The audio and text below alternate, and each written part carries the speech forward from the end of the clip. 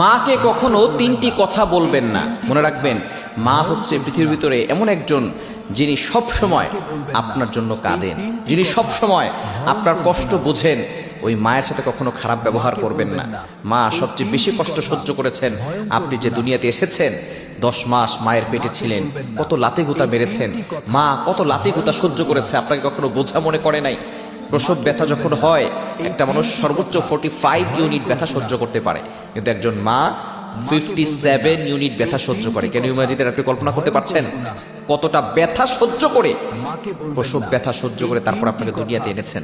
ওই মায়ের উসিলে আপনি দুনিয়াতে এসেছেন। সুতরাং মায়ের সাথে খারাপ ব্যবহার করবেন না। আল্লাহ নিজে বলে দিয়েছেন, ওয়াবিল ওয়ালিদাইনি ইহসানা, good behaviour with parents, good dealings with parents, পিতামাতার সাথে ভালো ব্যবহার করো।